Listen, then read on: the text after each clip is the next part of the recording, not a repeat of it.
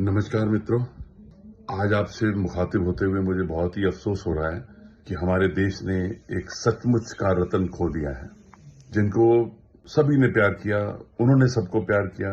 जिस तरह से उन्होंने अपना जीवन जिया वो हम सबके लिए एक इंस्पिरेशन है।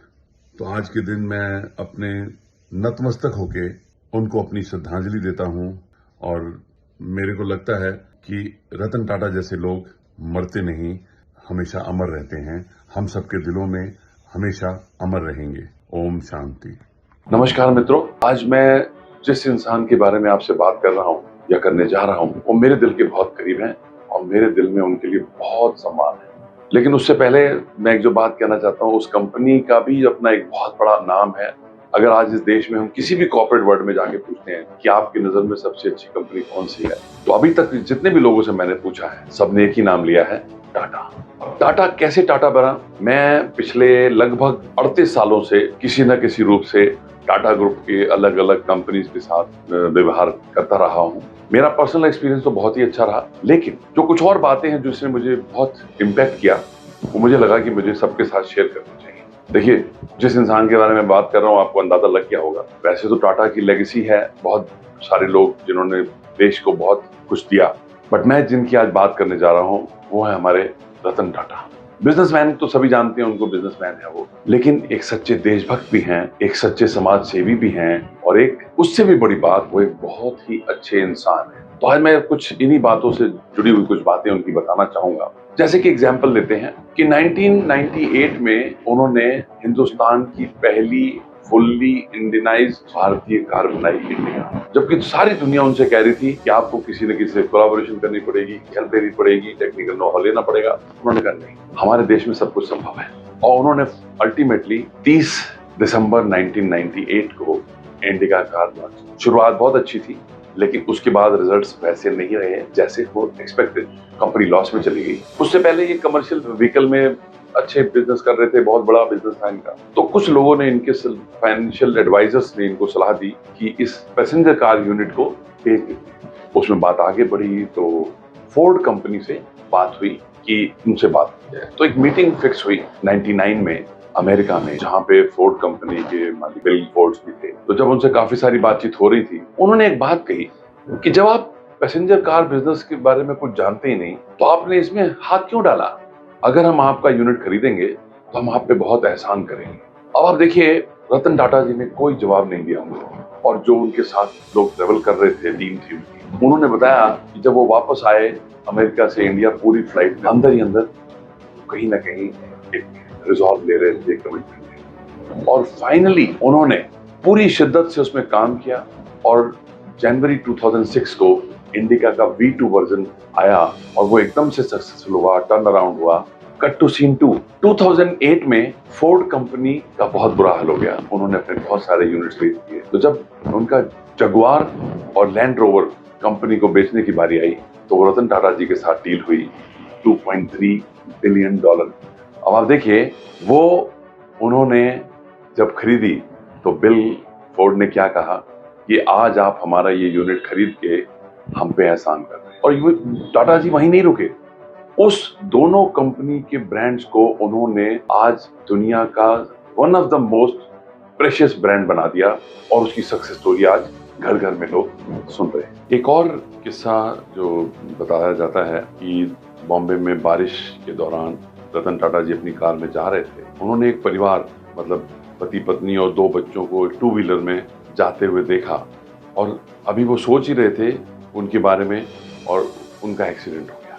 उनको एक बहुत दर्द हुआ। उन्होंने कहा कि हमारे देश में इतनी गरीबी है, लोग कार अफोर्ड नहीं कर सकते, तो क्या हम कोई एक ऐसी कार नहीं बना सकते जिसको हर मध्यम वर्गीय या जरूरतमंद खरीद सके? और वहां से शुरू हुआ नैनो प्रोजेक्ट, और वो बहुत मेहनत से उसमें लग गए।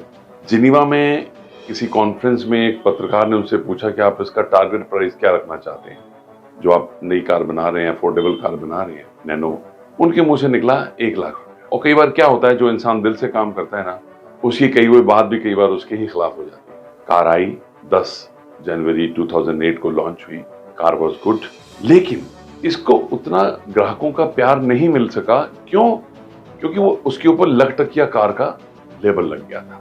और वो लोगों को अपने स्टेटस सिंबल के खिलाफ लगा कि लोग सोचेंगे इनके पास पैसे नहीं, इसलिए छोटी कार है। और वो कई बार क्या होता है कि उसको बड़ा, हर इंसान का अपना काम करने का तरीका है, लेकिन आप ये देखिए रतन टाटा जी ने अभी भी उस पर गिव अप नहीं किया है। अब देखिए ईवी का दौर आ गया है, उनकी ईवी कारें बहुत बढ़िया चल रही हैं। They are number 1 in the country as far as EV cars are concern. मुझे पता ही चला है कि नैनो को भी ईवी में कन्वर्ट करके दोबारा से लॉन्च होने की तैयारी चल रही है, और मुझे उम्मीद नहीं, पूरा विश्वास है कि वो हर आम आदमी की कार का सपना ऐसे छोड़ेंगे नहीं और उसको कुछ ना कुछ करके ही मानेंगे। तो और जो बातें मैं रतन टाटा जी के बारे में बताना चाहता हूँ, क्योंकि मुझे बहुत बहुत ज्यादा पसंद है।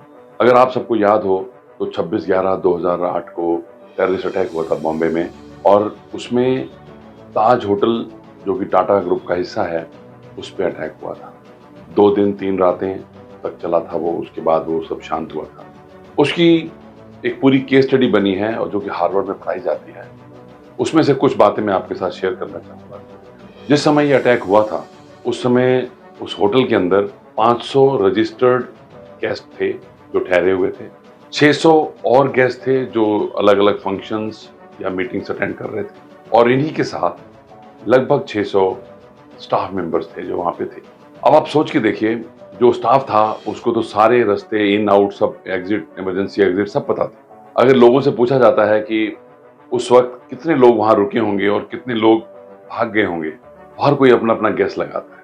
लेकिन आप गैस मत कीजिए, एक भी एम्प्लॉय टाटा का वहां से भागा नहीं, और इनफैक्ट उन्होंने बहुत लोगों को मदद की वहां से निकलने में।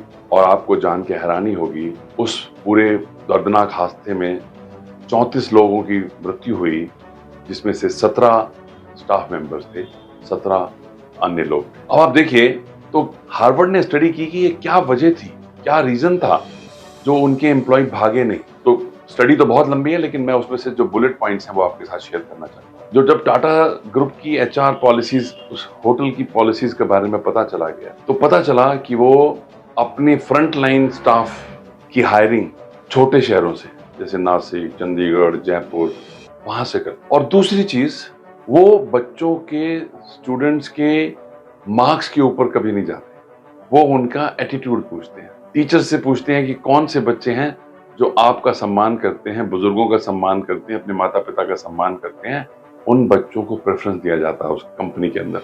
और जो एक तीसरी बात और निकल के आई उसके अंदर, अगर किसी बंदे ने कोई बहुत अच्छा काम किया, जिसने कस्टमर डिलाइट हुआ और कस्टमर ने उसके लिए नोट लिखा, तो वो उसको अप्रिशिएट करने के लिए, रिवार्ड देने के लिए, रिकॉग्नाइज करने के लिए दिवाली, दशहरा, क्रिसमस या न्यू ईयर का वेट नहीं करते। कंपनी की पॉलिसी है कि with in 48 hours person will be awarded, rewarded, recognize. आप सोचिए, आपने कोई अच्छा काम किया और आपको सबके सामने सम्मानित किया गया। उसके आगे मुझे कहने की जरूरत नहीं है, आप उस भावनाओं को समझ सकते। 26/11 हुआ था, उसके सारे के सारे विक्टिम्स, चाहे वो कंपनी के एम्प्लॉय थे, नहीं थे, इवन जो बाहर के लोग भी थे, रतन टाटा जी ने उन सबका ख्याल रखा। सारे एम्प्लॉयज के बच्चों की पढ़ाई का खर्च, सारे एम्प्लॉयज जिनकी डेथ हो गई या जिनको विकलांग हो गए, उनको हैंडीकैप हो गए, उन सब के लिए उन्होंने पूरा प्रबंध किया, फाइनेंशियल सपोर्ट दिया। और एक एक विक्टिम के घर रतन टाटा स्वयं गए। उन्होंने किसी अपने मैनेजर को या वाइस प्रेसिडेंट को नहीं भेजा, खुद गए। और आप सोच सकते हैं मैं कितना हम्बल होगा वो शख्स, और उसे कितना सबके साथ, तो कहते हैं ना, इतना झुक के जो मिला वो खुद कितना बड़ा होगा। जो आपको छोटा फील ना होने दे, वही इंसान बड़ा होगा। रतन टाटा की ऐसी और एक दो बातें हैं। जब कोरोना काल आया तो बहुत से लोगों को पता ही नहीं है, क्योंकि उन्होंने कभी इस बात की पब्लिसिटी नहीं। उन्होंने कोरोना से लड़ने के लिए 1500 करोड़ रुपए दिए, वो कहीं इसकी पब्लिसिटी नहीं करते, राइट। एक और छोटी सी बात, 6 फरवरी 2018 को प्रिंस चार्ल्स इंग्लैंड के, इनको लाइफ टाइम फिलैंथ्रोपी अवार्ड देना चाह रहे थे।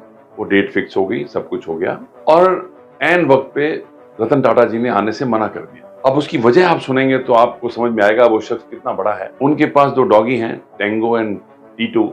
उनमें से एक की तबीयत खराब थी और वो बोले हम इनको अकेले नहीं छोड़ सकते, अवार्ड आप कभी फिर ले लेंगे या नहीं देंगे तो कोई बात नहीं, लेकिन मेरे लिए ये ज्यादा है। इंसान तो इंसान, जानवर के भी कदर करते हैं। ये होते हैं अच्छे इंसान के गुण। एक और छोटी सी बात, नितिन गडकरी जी ने कहीं पे कही थी। एक दिन नितिन गडकरी जी को इनका फोन आया, Nitin I am not able to locate your house, can you please guide me. तो नितिन गडकरी ने कहा अपने ड्राइवर को फोन दीजिए, मैं उसको समझाया। तो रतन टाटा जी ने कहा भाई मैं खुद ही ड्राइव करता हूँ, मैं ड्राइवर नहीं रखता। तो देखिए कितना हम्बल इंसान है, कितना हम्बल इंसान है। तो इनकी पूरी जर्नी से मुझे जो 3-4 बुलेट समझ में आते हैं। सबसे पहली चीज कंट्री फर्स्ट और पीपल फर्स्ट। दूसरा never say die approach, he never gives up. फिर be humble in life and he is a true leader. तो मुझे लगता है रतन टाटा ऐसे ही हम सबके लिए एक इंस्पिरेशन बने हैं और बने रहेंगे आने वाली जनरेशन के लिए भी। और इस एपिसोड में इतना ही।